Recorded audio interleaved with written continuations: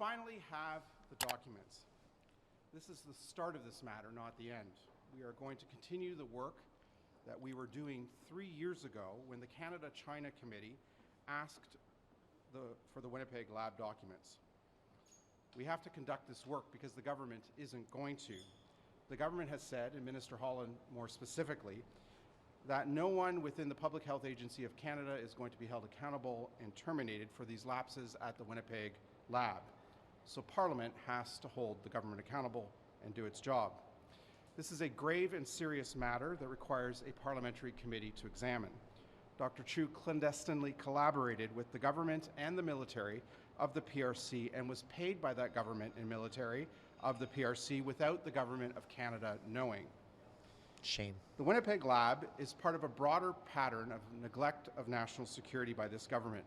We have these Winnipeg lab breaches. We have the neglect of sensitive areas of research at Canadian universities that has gone on for years. Sensitive areas of research in areas like artificial intelligence, quantum computing, biotechnology, and so many other areas. We have the neglect to protect our democratic institutions and our elections, which is why the government was forced to call a public inquiry, which is ongoing. And in all of this, the Prime Minister has been absent. In open and accountable government, which is one of the government's founding cabinet documents, the Prime Minister is uniquely accountable for national security. That document also says that the Prime Minister alone is responsible for the machinery of government. In other words, the Prime Minister alone is responsible for the flow of intelligence and information between the different agencies and departments of the Government of Canada. The motion which I plan on moving in front of committee today is to examine the flow of information and intelligence within the Government of Canada. It's to examine why this matter wasn't caught earlier than September 2018. As you'll recall, it was in September 2018 that the first red flag went up, but the registration of a patent in the People's Republic of China by Dr. Chu, which is against government policy and Canadian law.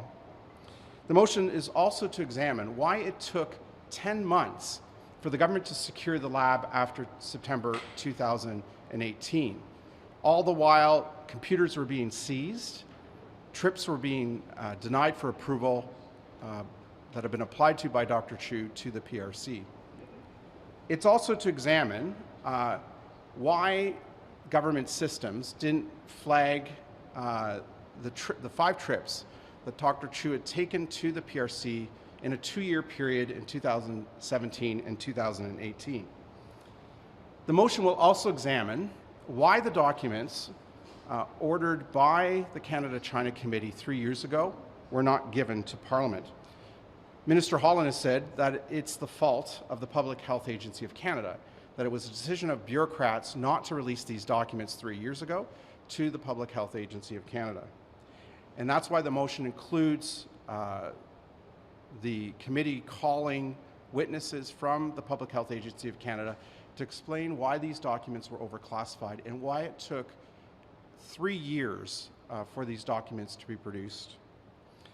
Finally, we have to hold the government accountable. The government defied 4 orders of the House of Commons and its committee in 2021. It then took the unprecedented step of taking the Speaker of the House of Commons to court and then called an early election. And so Parliament has its work cut out for it. It has a job to do to examine this matter and to hold the government accountable. Thank you. Mr. Chong, are you satisfied with how long the RCMP investigation has taken into this? Should it be going faster?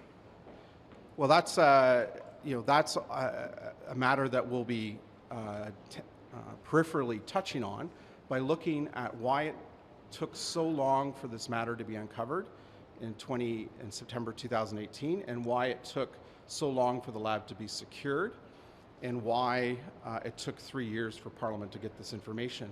In all of this, things are taking far too long.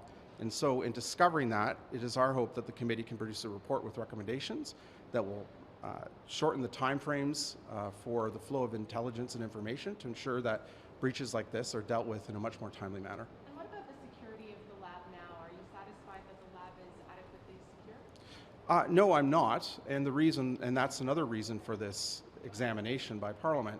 Minister Holland has contradicted some of the information contained in the documents that were released last week. He has said that there were no actual breaches at the lab.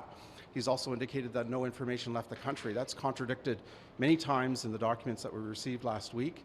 100%. And that's why we think Parliament has a job to do here in order to dig into this matter further, to understand what has gone wrong, and to issue a report with recommendations.